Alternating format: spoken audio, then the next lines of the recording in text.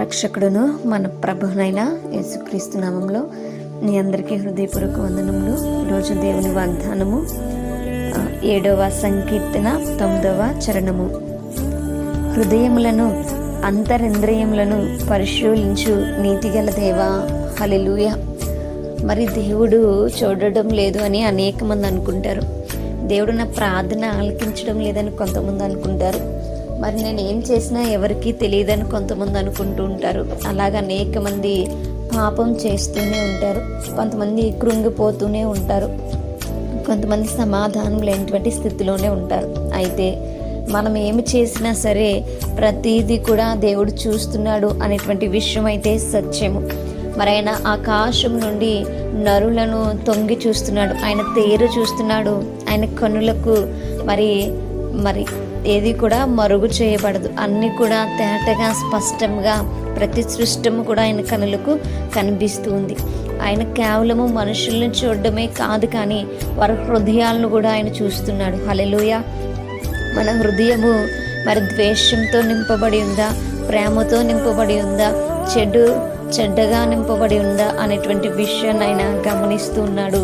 మరి మనం ఎంతవరకు ఆయనకి ప్రాముఖ్యతనిస్తున్నామో, ప్రాధాన్యతనిస్తున్నామో కూడా చూస్తున్నటువంటి దేవుడు ఆయన.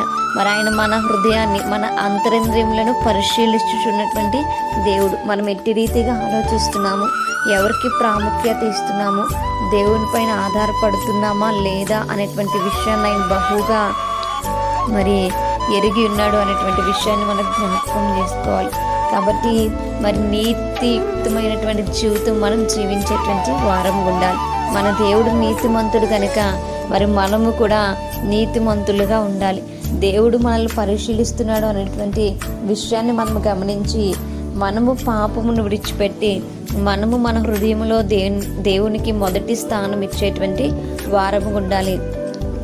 దేవుని పైన ఆధారపడేటువంటి జీవితం మనం జీవించాలి. అంతేగాని మనము దేవుడు చూడడం లేదని పాపం చేసేటువంటి వారముగా, దేవుడు చూడడం లేదని మిగతా వారిపైన ఆనుకునేటువంటి వారముగా మనం ఉండకూడదు.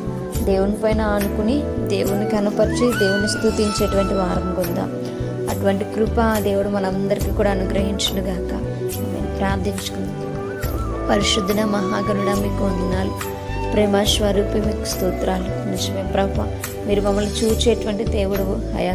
మమ్మల్ని నాయన యేసయ్యా పరిశీలించేటువంటి దేవుడు కనుక పాపం చేయకుండా ప్రభా అయా నా తండ్రి, మీ వల్ల మేము నా తండ్రి ఉండడానికి ప్రయత్నించేటువంటి బిడ్డలుగా మా అందరికీ మా హృదయాలను సరిచేయమని ప్రభా వేడుకుంటూ, ఆయన తండ్రి మీరు నీతి కలిగినటువంటి దేవుడు కనుక మేము ఎల్లప్పుడూ ఘనపరిచేటువంటి స్థితి మా అందరికీ మీరు చేయమని ప్రార్థన దయచేసిన పాద సన్నిధి చేర్చుకోమని యేసయ్య పరిశుద్ధ నామంలో మిక్కిలి వనంగా బ్రతిలాడి వేడుకుని పండుగ మా ప్రేపర్లకు మా కన్న తండ్రి.